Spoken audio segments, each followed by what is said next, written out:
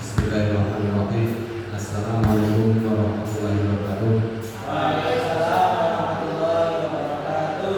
Wassalatu wassalamu ala asrofil anbiya'i wal mursalin wa ala alihi wa sahbihi ajma'in. Rabbi shrah li sadri wa yassir li amri wahlul 'uqdatam min lisani yafqahu qawli. Amin. Yang terhormat Ibu Hajah Aminah selaku Kepala Sekolah SMP Negeri 2 Karasado,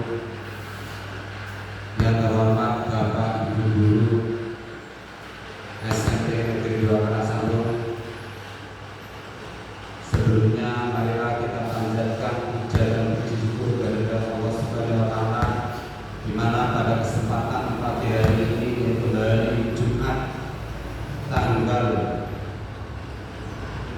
7 Juni 2024 dalam rangka diseminasi budaya positif di SMP Negeri 2 Karasado. Sholawat serta salam mari kita sanjungkan kepada junjungan Nabi besar Muhammad SAW yang kita nanti-nantikan syafaatnya di hari yaumul qiyamah.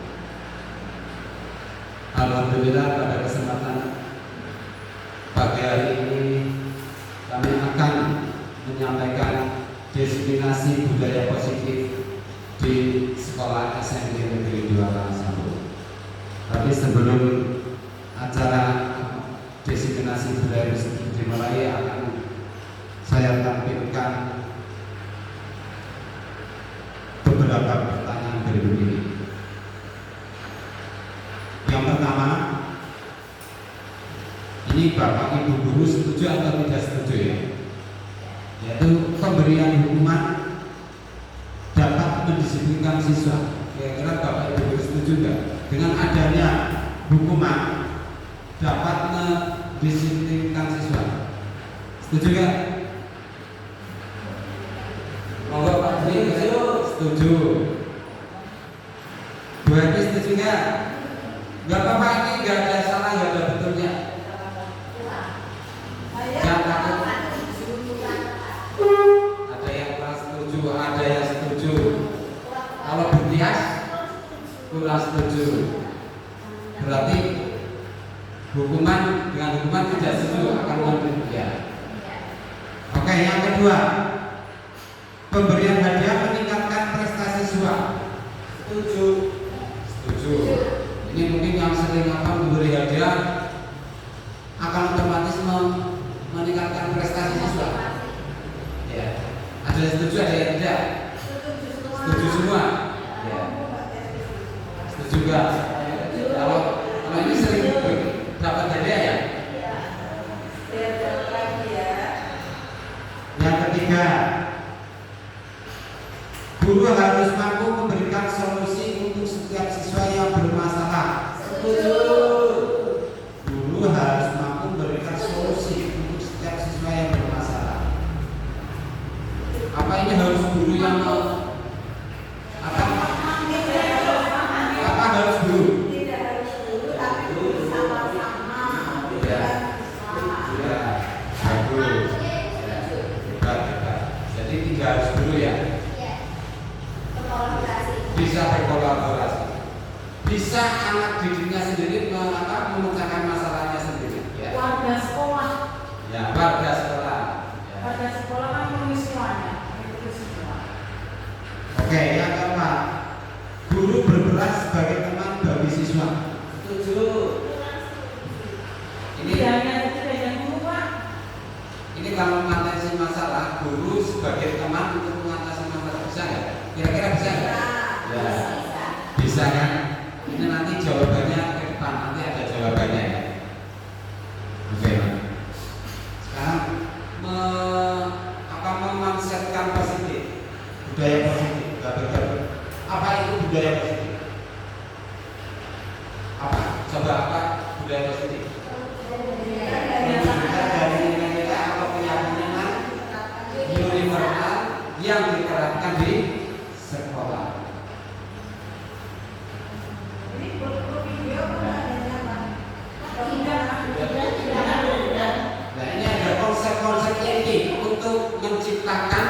budaya positif. Yang pertama yaitu disiplin positif. Ya. Yang kedua motivasi perilaku manusia. Yang ketiga keyakinan kelas atau keyakinan sekolah. Ini sekolah kita sudah membuat keyakinan kelas, bahkan mungkin setiap guru mau mengajar kadang-kadang dibacakan keyakinan kelasnya. Jadi sebelum mengajar sekolah SMP Negeri 2 sekarang satu sudah membuat keyakinan kelas dan mau mengajarnya dibacakan biar anak-anak akan sadar dengan keyakinan kelasnya masing-masing. Yang keempat kebutuhan dasar manusia. Yang kelima posisi kontrol seorang guru, dan yang terakhir itu segitiga restitusi. Ini dari ke-6 ini nanti akan kita bahas satu persatu ya. Oke, sekarang coba dibaca kira-kira apa itu, ada tanu nepal. Coba dibaca dulu.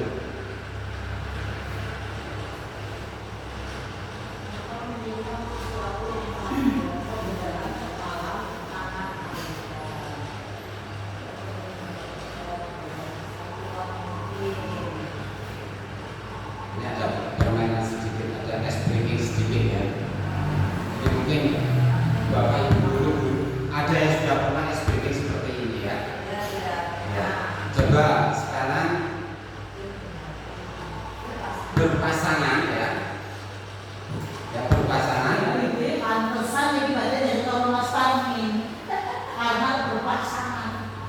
Coba sekarang berpasangan untuk yang satu untuk apa? Membuka tangannya ya, yang mengubah itu. Nanti tangan yang mengubah itu ibaratnya ada apanya terserah. Pokoknya dirayu sampai dia bisa membuka ya kepalanya. Coba dirayu yuk, silakan dirayu. Yang satu mengumpat, yang satu merayu.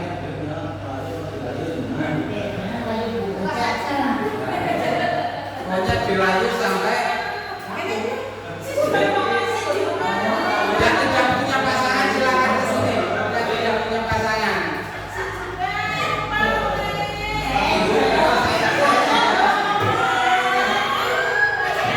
Coba. Ini buat saya boleh nggak?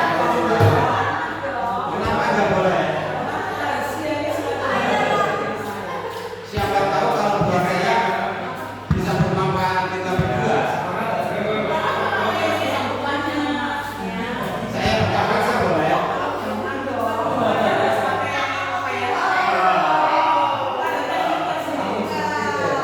Oke, saya akan coba. Pokoknya harus saya dapat ya.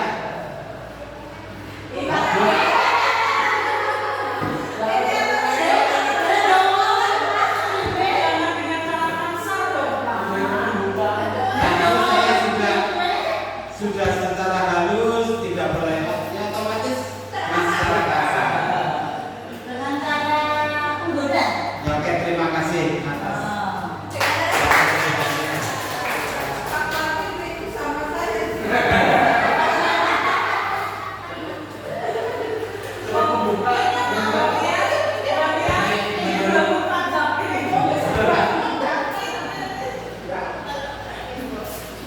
Ini dari materi dasar ya, bahwa pergeseran paradigma kontrol ya. Yang pertama yaitu ilusi guru mengontrol murid ya. Jadi mungkin guru akan mudah dalam mengontrol murid ya. Yang kedua ilusi bahwa semua penguatan positif efektif ya dan bermanfaat. Yang ketiga ilusi bahwa kritik dan membuat orang merasa bersalah dapat menguatkan karakter. Yang terakhir ilusi bahwa orang dewasa memiliki hak untuk memaksa. Ini kadang-kadang Bapak Ibu guru dengan apa? Dengan peserta didik itu kadang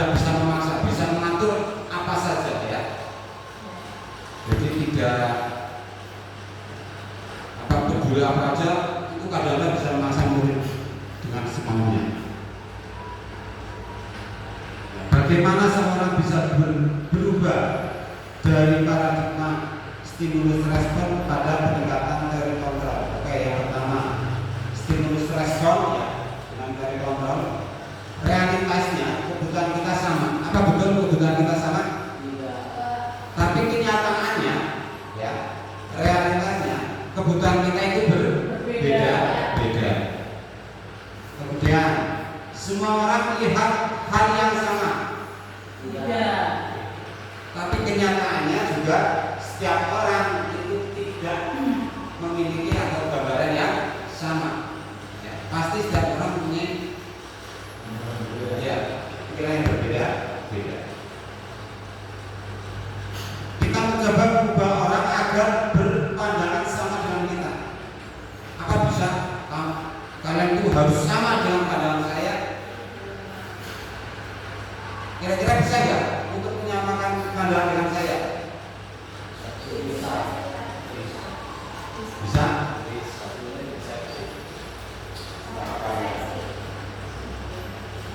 Yang persepsi yang sama.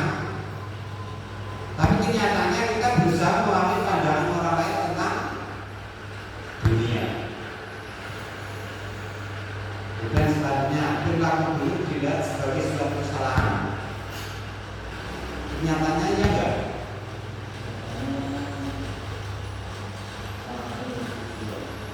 Jadi semua perilaku pasti mempunyai tujuan. Jadi kalau kita berbuat pasti ada tujuannya.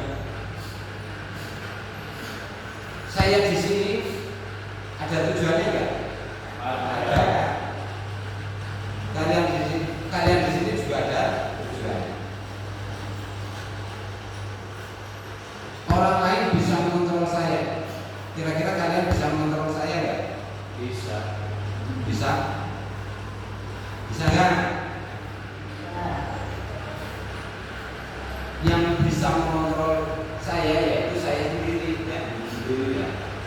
Hanya Anda yang bisa mengontrol.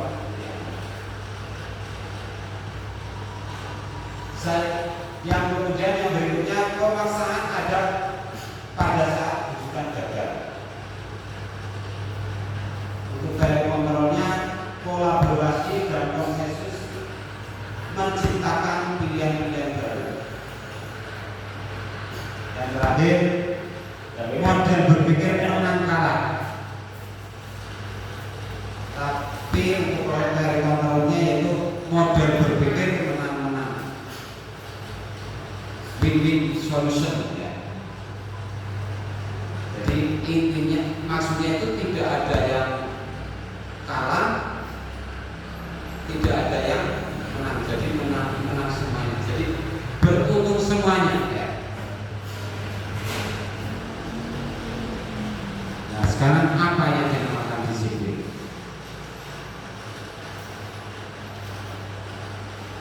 Disiplin positif merupakan salah satu cara menerapkan disiplin yang bertujuan untuk menumbuhkan kesadaran serta memberdayakan anak untuk melakukan sesuatu tanpa sokokan, ancaman maupun hukuman. Jadi yang namanya disiplin itu intinya itu dari hatinya sendiri ya.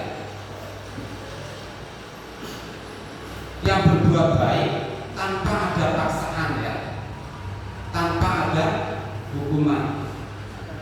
Jadi itu yang dinamakan disiplin. Jadi memang dia berkehendak dan hati nuraninya sendiri untuk berbuat baik yang tidak ada paksaan maupun hukuman.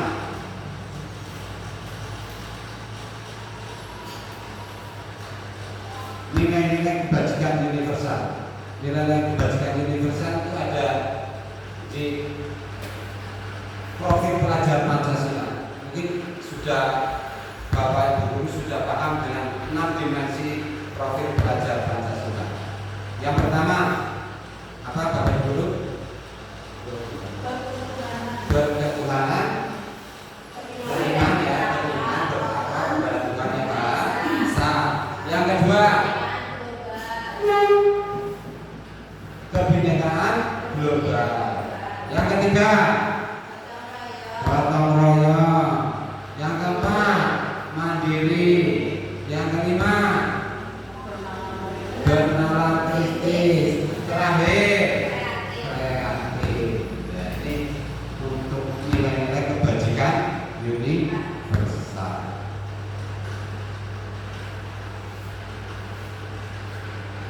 Oke, untuk motivasi perilaku manusia itu ada 3 ya.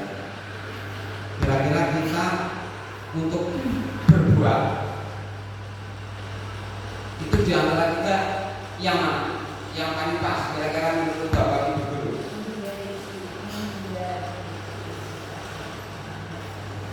Kita berangkat sekolah ya, itu berdasarkan ini yang pertama atau kedua atau ketiga? Yang pertama itu menghindari dari hukuman. Yang pertama makan gasing dan makan domai kepalane.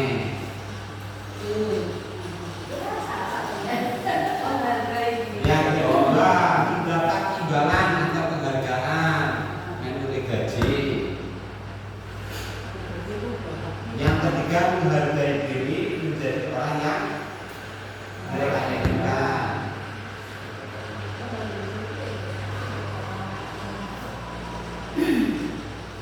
Oke, kita berperilaku atau berbuat yang mana?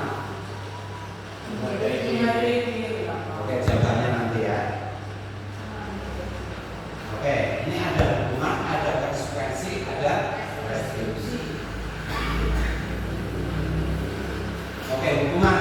Sekarang hukuman. Hukuman adalah sesuatu yang menyakitkan yang harus terjadi. Biasanya kalau apa? Anak terlambat, kalau terus disuruh musam itu kan namanya hukuman ya. Itu biasanya apa? Kejadiannya singkat atau pada saat itu ya. Kemudian konsekuensi sesuatu yang harus terjadi. Kemudian restitusi ya. Restitusi merupakan pilihan. Ini nanti penjelasannya ada di luar ya. Untuk hukuman, konsekuensi dan restitusi. Kalau hukuman itu tidak nyaman ya. Tidak nyaman pada murid. Ya jelas kalau hukuman kan biasanya berbentuk fisik ya. Kalau hukuman itu mendapat korban itu mendapatkan ketidakadilan biasanya ya. Terus murid atau anak akan tersakiti ya, biasanya kan lari atau push up, otomatis kan dia merasa capek ya. Terus hukuman ya bisa berperilaku pasif atau agresif yang meningkat ya. Terus hukuman sistem tidak akan berjalan bila murid tidak takut ya.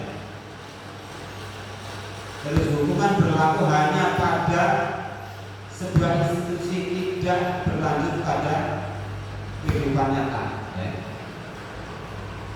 Dan biasanya di sekolah kan kalau murid terlambat ada hukumannya.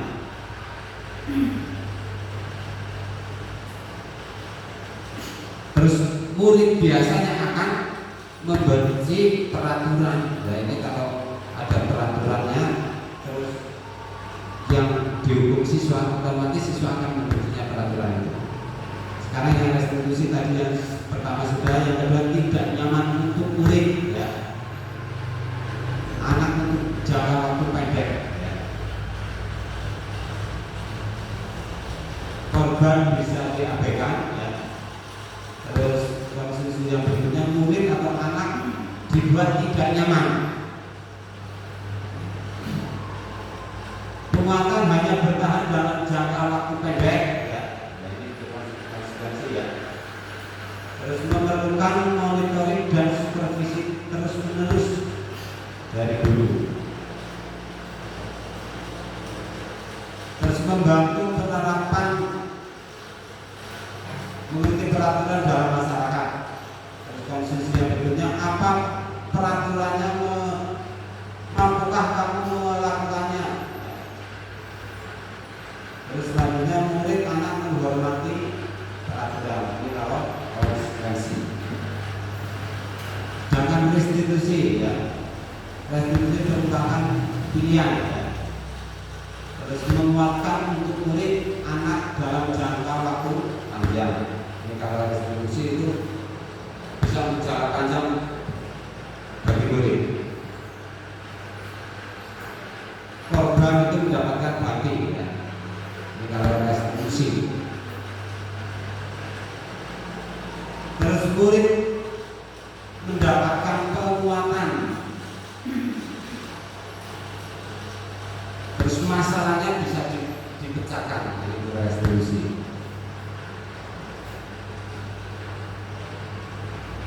Murid belajar bertanggung jawab untuk berperilaku. Dan restitusi yang berikutnya, fokus pada pemecahan masalah dalam jangka waktu panjang. Jadi jawabannya, apa yang kamu yakini, apa yang bisa kamu lakukan untuk memperbaiki masalah ini, ya. Terus murid, ya, bisa menghormati dirinya dengan orang lain. Ya, ini untuk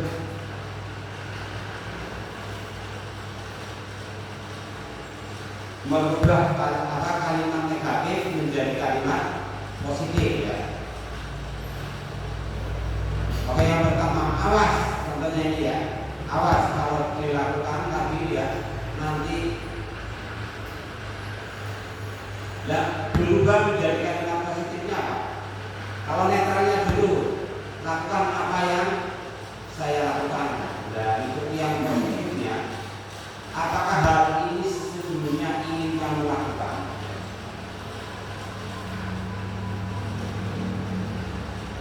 Terus yang negatifnya itu model paksaan, ya. Bisa berupa stimulus respon, ya, dan kontrol. Untuk model paksaan yaitu mendorong menyalahkan diri. Untuk stimulus responnya itu mendorong kepatuhan, dan untuk kontrolnya itu mendorong disiplin positif.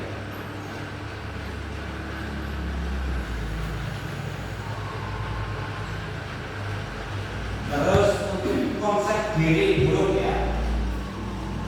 Untuk netralnya konsep diri baik, dan positifnya konsep diri baik.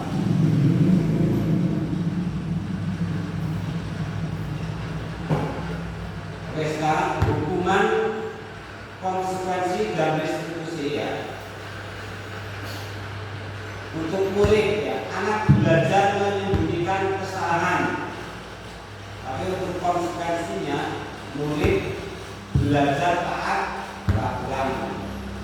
Dan restitusinya, murid atau anak belajar memecahkan masalah. Jadi untuk restitusinya, nanti anak akan belajar memecahkan masalah sendiri, ya. Untuk hukuman yang berikutnya, mencoba mengontrol anak dengan penguatan negatif. Untuk konsekuensinya, mencoba mengontrol anak dengan penguatan positif. Sedangkan untuk restitusi, anak paham bahwa dirinya sendiri yang pegang kendali kontrol. Jadi dalam restitusi ini, anak akan mempunyai kontrol untuk dirinya sendiri.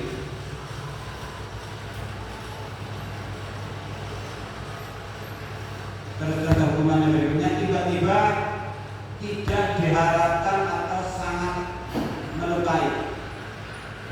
Untuk konsekuensinya sudah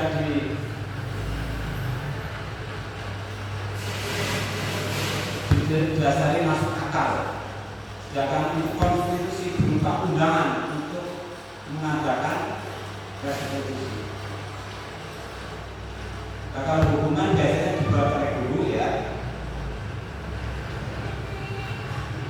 Sedangkan konstitusi itu biasanya dibuat oleh guru dan murid, ya. Itu berdasarkan kesepakatan guru dan murid. Tapi kalau hukuman itu secara mendadak atau pada saat itu dilakukan oleh guru. Sedangkan restitusi itu dibuat secara bersama-sama, yaitu dibuat oleh murid dan dalam interpretasi ini menyatakan guru menjadi konsekuensi dengan menyatakan atau mengkritik atau menyindir, ya, atau merendahkan. Itu biasanya hukumannya itu bersifat mengkritik, merendahkan, bahkan merendahkan atau mengkritik. Tapi kalau restitusi konsekuensi, ya, membantu guru menyatakan peraturan atau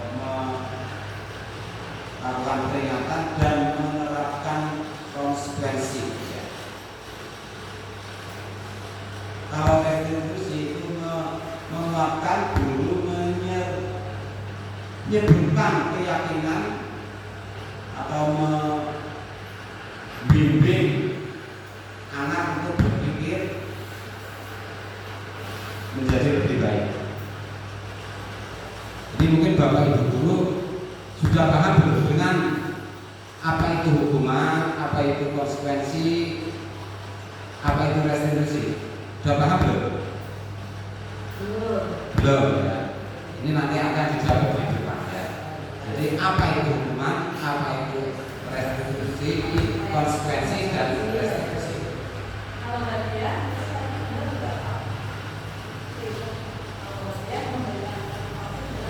Penghargaan nanti di depan akan dijelaskan, ya. Nanti untuk haji itu kan sama saja dengan penghargaan. Jadi karena penghargaan itu ada apa? Ada kelebihannya juga ada kekurangan. Nah ini penjelasan dari apa itu hukuman. Berdasarkan bagian di atas berikut adalah penjelasan tentang hukuman, konsekuensi dan restitusi. Yang pertama, hukuman. Hukuman itu tidak terencana, ya. Itu biasanya tiba-tiba, bersifat satu arah. Jadi hanya guru, ya. Hanya kemauan guru. Dan bisa berupa fisik, ya. Ini kebanyakan hukuman itu berupa fisik. Umpamanya ada anak yang waktu diajar ngobrol sendiri, terus bapak ibu guru langsung beri lingkungan, itu otomatis kan dia pada saat itu kan terus disuruh keluar, itu namanya hukuman. Bisa berupa hukuman fisik, bisa atau kata-kata kasar. Konsekuensi, sekarang konsekuensi bersifat terencana, ya, dan sudah disepakati, ya. Umpamanya kalau piket tidak mengerjakan piket akan didenda Rp500, ya. Ini namanya konsekuensi, ya. Karena sudah ada kesepakatan, ya. Yang tidak berangkat piket harus membayar 500 atau denda Rp500. Bentuk-bentuk konsekuensi dibuat oleh pihak guru sekolah atau sekolah, ya. Ini biasanya hampir mirip dengan peraturan sekolah. Kemudian restitusi, ya. Apa yang dimaksud restitusi, ya? Restitusi adalah proses menciptakan kondisi bagi murid untuk memperbaiki kesalahan mereka sendiri, ya, sehingga mereka bisa kembali pada kelompok mereka dengan karakter yang lebih kuat. Ini menurut dosen, ya. Jadi ini dengan restitusi nanti anak akan diri, ya. Dia akan sadar, ya, dengan kesalahannya dia. Nah ini saya kasih soal, ya, atau kasih pertanyaan. Dari pertanyaan ini, mana yang konsekuensi, mana yang hukuman? Oke, mulai yang pertama. Mencatat 100 kali dalam buku kalimat. Saya tidak akan terlambat lagi karena terlambat ke sekolah. Ini termasuk hukuman atau konsekuensi? Hukuman. Hukuman apa konsekuensi? Hukuman. Mencatat 100 kali dalam buku. Hukuman. Ya. Hukuman. Ya biasanya berupa fisik dan tidak berencana. Itu juga hukuman. Bisa fisik, bisa non fisik, fisikis. Hukuman.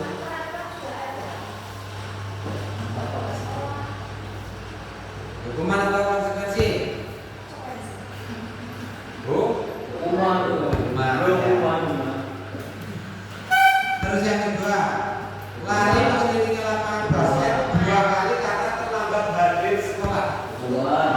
Ya, kalau ini jelas ya. Yang ketiga, membersihkan coretan yang dibuatnya di meja tulis.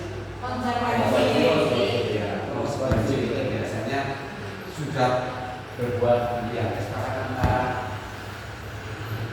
wali kelas, biasanya wali kelas dan murid. Yang selanjutnya, murid diminta untuk push up 15 kali karena tidak menggunakan masker ke sekolah.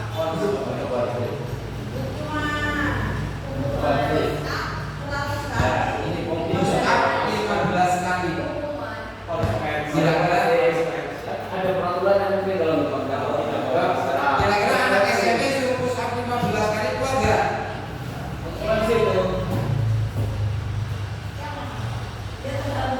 Itu tergantung peraturan yang dibuat gimana.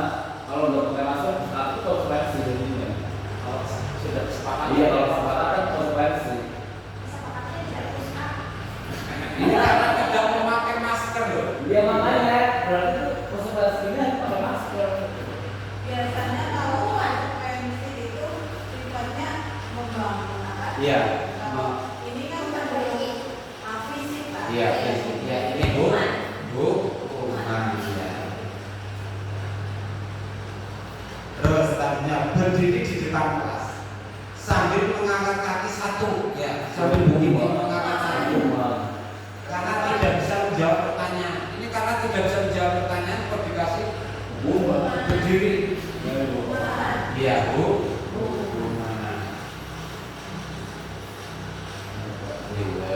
Membersihkan WC karena merusak pensil teman. Merusak pensil teman. Kerasnya atau hukuman? Konsekuensi. Oke, saya ganti. Mengganti pensil karena merusak pensilnya teman. Antara yang pertama dan yang kedua. Kalau ini hukuman, tapi kalau mengganti pensil karena merusak pensilnya teman itu konsekuensi, ya. Kalau yang ini berarti hukuman. Oke, yang terakhir, lari keliling lapangan karena terlambat 10 menit saat pelajaran PJOK.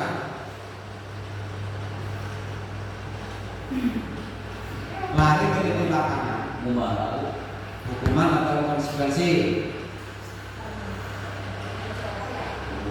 Ini PJOK.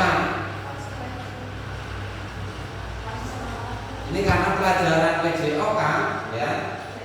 Ya, berarti ini konsekuensi, ya.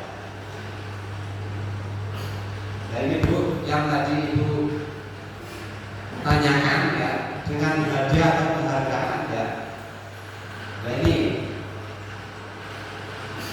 dihukum oleh penghargaan, ya. Jadi anak yang mendapatkan juara 1 mendapatkan penghargaan semuanya seperti itu ya. Dan ini dengan penghargaan itu berpengaruh jangka pendek dan jangka panjang ya. Ada pengaruhnya jangka pendek dan jangka panjang. Terus penghargaan tidak efektif. Mengapa tidak efektif? Hanya yang jual satu dapat sekian, yang jual dua tidak dapat. Kan akan menimbulkan kekecewaan kecenderungan. Penghargaan merusak hubungan. Ya kan akan yang dapat hadiah dengan yang tidak dapat hadiah, jadi ada rasa kecemburuan kan. Penghargaan mengurangi ketepatan. Penghargaan mengurangi kualitas. Uangnya yang dapat 9 dapat penghargaan. Nanti seolah-olah dia tidak akan memperbaiki lagi. Wah, dapat 9 oleh hadiah harus malas langkah ke depan lagi. Penghargaan mematikan kreativitasnya benar. Jadi kalau ada penghargaan sudah dihargai, seolah-olah dia tidak akan kreatif lagi ya. Seolah-olah dia sudah mentok. Penghargaan mendukung. Ya, kadang-kadang karena sudah mendapatkan ini dia tidak akan mencoba lagi atau belajar lagi. Penghargaan merupakan motivasi diri dari dalamnya, dari diri fisik atau dari dalam diri sendiri. Jadi mengapa keyakinan kelas bukan peraturan kelas? Monggo Bapak Ibu dulu ada yang bisa menjawab ini. Mengapa keyakinan kelas bukan peraturan kelas? Kalau keyakinan kelas karena sudah di kesepakatan. Ya. Dan kalau peraturan itu biasanya ditetapkan oleh sekolah. Mungkin seperti itu. Ya. Terima kasih, bagus sekali jawabannya. Mungkin ada yang lain? Dunia perlu keyakinan yang berbeda. Mengapa keyakinan kelas bukan peraturan kelas? Oke, kalau keyakinan kelas itu dibuat berdasarkan kesepakatan bersama, ya. Tapi kalau peraturan kelas itu dibuat oleh sekolah, tidak melibatkan siswa. Tapi kalau keyakinan kelas itu dibuat bersama-sama dengan siswa. Siswa langsung ya. Bahkan semua siswa itu membuat atau pernyataan-pernyataan yang positif ya. Nanti dijadikan satu ya dan ditempel di dalam kelas.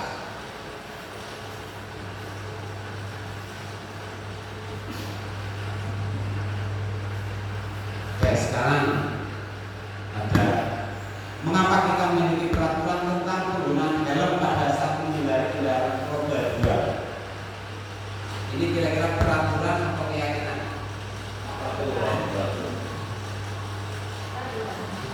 Ya, ini peraturan kan? Tapi kalau kita menggunakan helm karena sadar akan keselamatan, itu berarti merupakan apa? Keyakinan ya.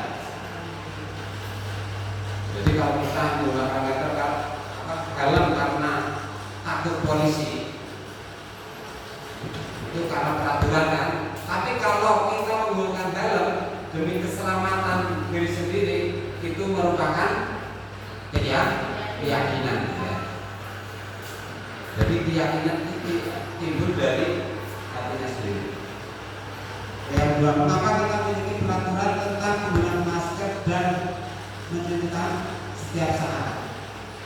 Ini peraturan atau ya?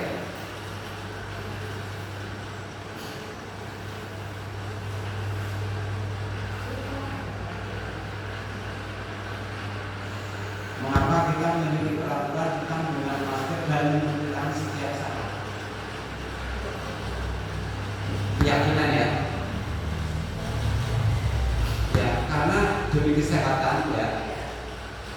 Berarti kita sudah sadar dengan kesehatan, berarti ini merupakan yang jadi seperti tadi yang sudah saya sampaikan ya, bahwa keyakinan kelas itu dibuat berdasarkan kesepakatan antara guru dan siswa ya, secara menyeluruh ya, itu keyakinan kelas. Sedangkan itu peraturan itu biasanya dibuat oleh guru bersifat satu arah ya, karena tidak melibatkan siswa. Ini peraturan.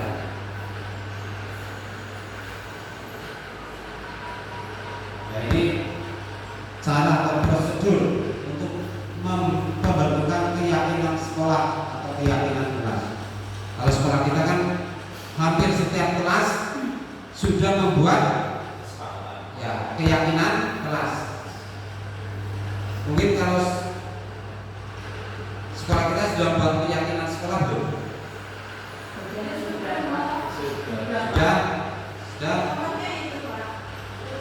Sudah ada ya. Ini kesepakatan kelas belum? Ini sudah ada kesepakatan kelas dan itu kesepakatan sekolah ya. Ini kalau kesepakatan sekolah otomatis melibatkan siapa saja? Semua warga sekolah termasuk ya komite ya. Kalau sementara ini baru ada kesepakatan atau keyakinan kelas. Yaitu yang pertama, mempersilakan warga sekolah siswa untuk mencurahkan ide atau tentang peraturan yang akan disepakati. Terus mencatat semua masukan, jadi masukan dari guru, ya, dari siswa, itu semuanya berhak untuk mencatat semua masukan. Nah, ini mengganti kalimat negatif menjadi positif. Jadi contohnya dilarang membuang sampah sembarangan. Kalau ada kata dilarang ini kan negatif. Dan positifnya jadi apa? Buanglah sampah pada tempatnya. Ya. Dilarang terlambat. Positifnya datanglah tepat waktu ya. Jadi mengganti kalimat negatif menjadi kalimat positif. Yang selanjutnya, tinjau kembali curahan pendapat yang terkumpul dan susun menjadi keyakinan kelas atau keyakinan sekolah. Jadi curahan atau pendapat-pendapat semuanya itu dikumpulkan dan disusun menjadi suatu keyakinan ya. Terus selanjutnya tinjau ulang keyakinan kelas yang sudah disusun. Jadi 3 atau sampai 7 keyakinan ya. Nanti ditinjau ulang. Dan meninjau dan menyetujui dengan menandatangani. Nah, kan dari banyak kalimat ya, nanti disusun ya menjadi 7 kalimat umpamanya. Nanti kan kata-katanya ada yang hampir sama dan disusun menjadi 3 atau sampai 7 kalimat. Nanti kalau sudah tersusun itu ditandatangani semua. Mungkin seperti ini ya, ini kan sudah ada contohnya. Nah, itu ada tanda tangannya ya. Biar itu keyakinan bahwa semua siswa itu membuatnya.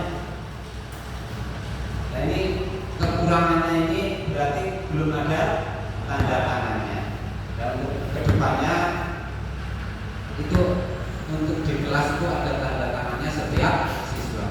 Gurunya juga ikut tanda tangan, ya. Jadi tidak hanya siswa, tetapi gurunya ikut tanda tangan. Setelah ditandatangani ya, oleh semua anggota, itu baru keyakinan kelasnya ditempel di kelas atau di tembok ya. Ya setiap saat siswa itu bisa melihatnya ya. Dengan melihatnya dia akan sadar.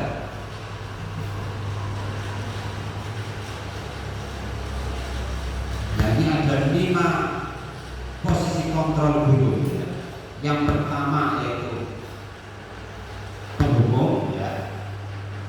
Yang kedua membuat merasa bersalah. Yang ketiga ya, sebagai teman. Nah, posisi keempat yaitu posisi sebagai pemantau ya. Dan yang terakhir yaitu posisinya sebagai posisi manajer.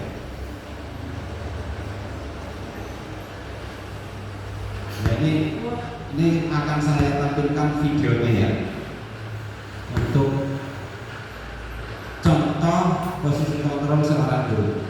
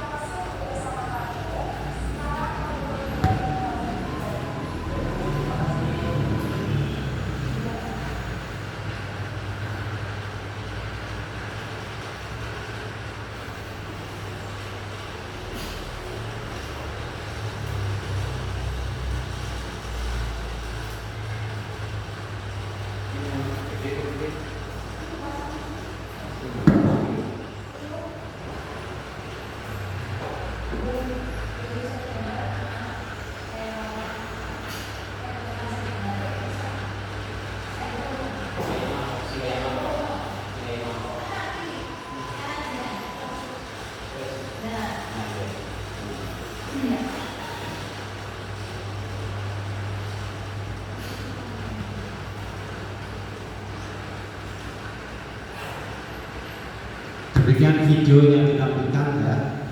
Di video tadi ada beberapa dari penghukum ya, sebagai penghukum, sebagai pembuat merasa bersalah dan sebagai teman. Nah ini untuk penghukum ya, biasanya itu menuju-nuju ya, atau membentak-bentak. Biasanya kata-katanya itu kasar. Terus hukumannya bisa berupa fisik dan verbal. Kemudian anak itu merasa menjadi pendendam.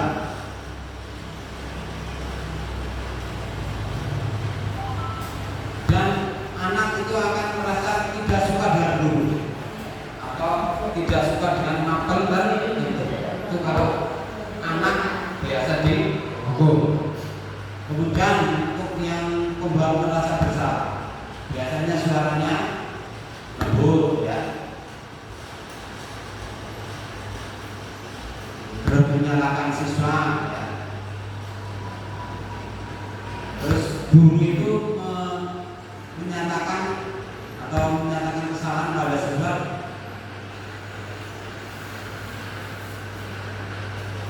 terus guru membuat siswa merasa bersalah. Terus guru rendah diri ya, dan atau menarik diri. Terus sebagai teman, ini guru sebagai teman ya, guru bersikap ramah ya, guru cenderung bersendagurau ya, untuk menghangatkan suasana ya. Kemudian murid bergantung pada satu orang ya. Terus membuat siswa tidak mandiri ya, karena ini guru itu sebagai teman dengan muridnya. Ini sebagai pemantau.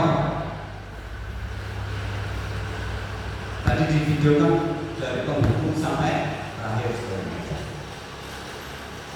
Yang pertama itu nada bicaranya dan ekspresinya datar. Identitasnya sudah berhasil ya. Terus pemantau tetap memantau saat siswa diberi sanksi. Terus menghitung hadiah atau hukuman yang diberi tanpa melihat nilai kebajikan. Terus siswa tidak sepenuhnya mandiri. Jadi guru sebagai manajer, suaranya netral ya, tercipta identitas positif atau berhasil ya. Kemudian mengajukan pertanyaan bermakna, terus membantu siswa untuk memecahkan masalah muridnya mandiri.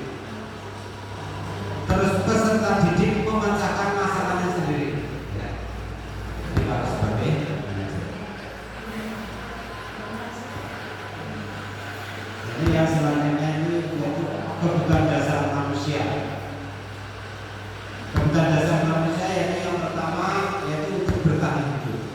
Jadi siswa itu yang pertama intinya itu bertahan hidup. Jadi untuk masalah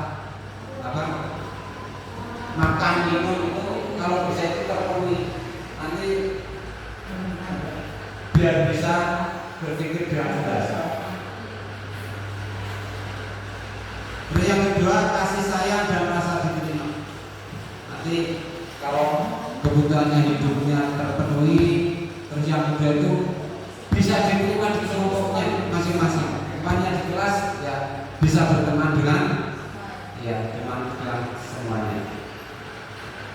Yang ketiga yaitu pemasangan. Jadi dia bisa menguasai yang pertama bertahan hidupnya atau makannya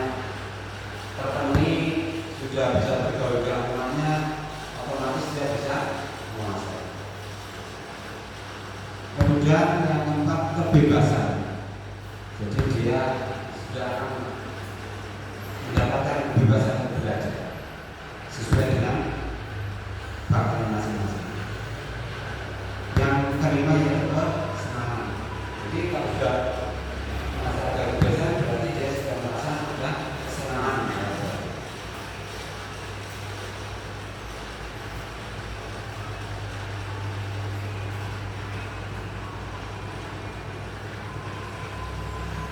Oke, sekarang kalau beda berkualitas, siapakah orang-orang yang paling penting dalam hidup? Kira-kira siapa? Siapakah orang yang paling penting dalam hidup Anda? Siapa? Siapakah orang-orang yang paling penting dalam hidup Anda? Lalu yang kedua, nilai-nilai kebaikan apa yang terpenting dalam hidup Anda?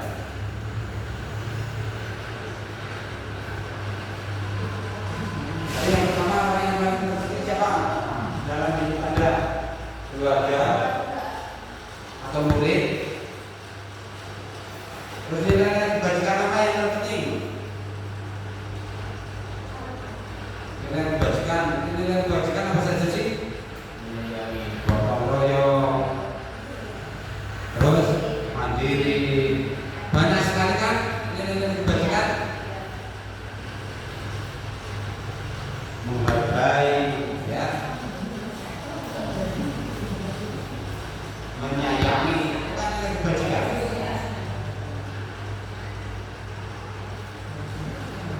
Kalau Anda menjadi orang yang ideal, karakter atau sikap apa yang Anda paling inginkan pada diri Anda sendiri? Karakter apa? Karakter atau sikap apa yang paling ingin Anda yang ada pada diri Anda? Kreatif, ya, disiplin, mandiri.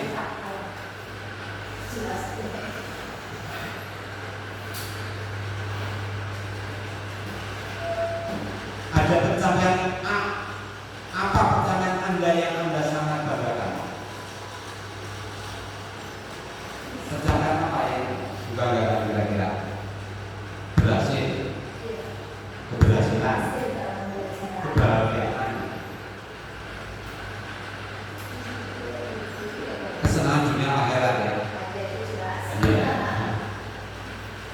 Terus pekerjaan dia bagi Anda, pekerjaannya apa? Dan dia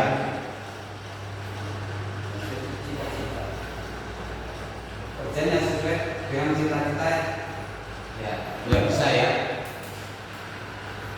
Guru juga bisa karena cita-citanya guru.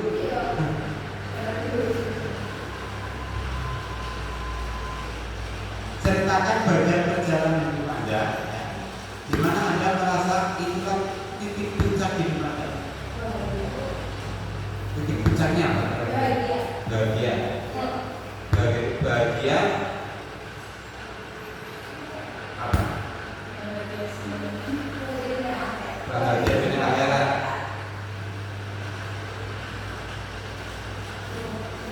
Terus apa yang paling bermakna dalam hidup Anda? Yang paling bermakna apa? Keluarga, membahagiakan keluarga dan orang lain, ya, berguna untuk orang lain atau bermanfaat bagi orang lain. Ya, ini segitiga restitusi. Jadi memecahkan masalah, ya, kita bisa menggunakan segitiga restitusi, ya. Untuk segitiga restitusi yang pertama itu kita harus bisa menstabilkan identitas, ya. Kita harus tahu identitas itu seperti apa. Terus validasi kebutuhan. Terus menanyakan keyakinan. Jadi untuk suatu masalah kita harus bisa menyelesaikan dengan segitiga restitusi.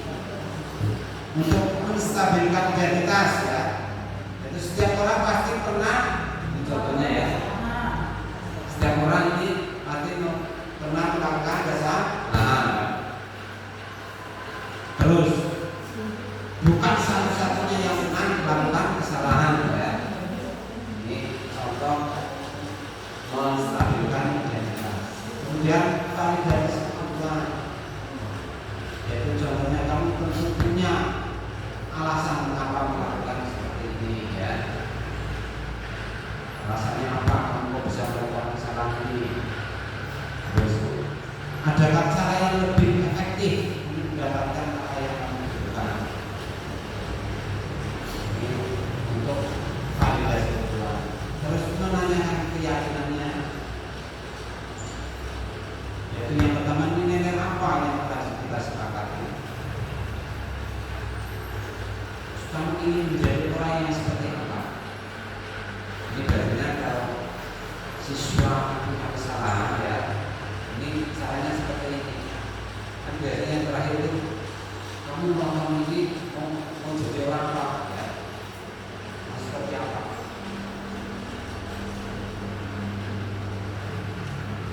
Ini mau melihat video lagi ya? Ya.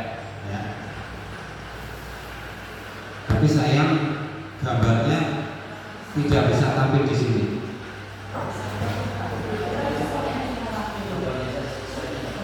Suaranya nggak bagus.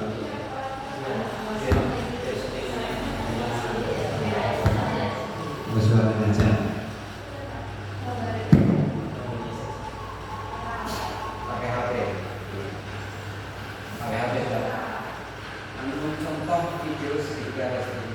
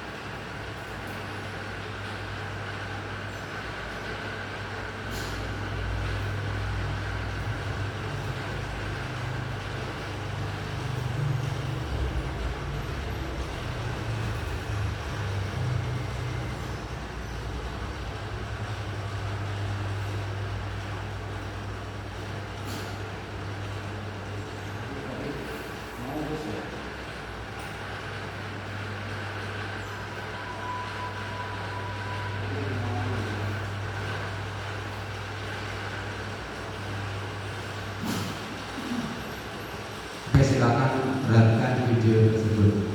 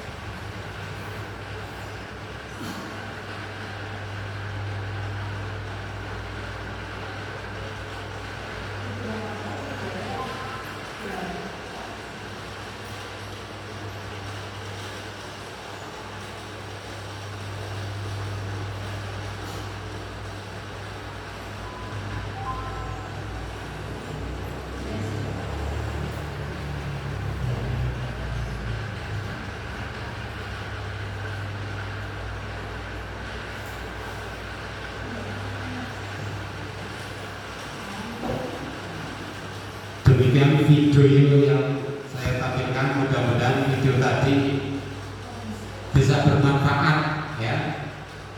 Dengan video tadi kita akan lebih jelas ya, bisa memahami segitiga retribusi. Terima kasih kepada Bapak Ibu Guru yang sudah berkenan sampai selesai ya.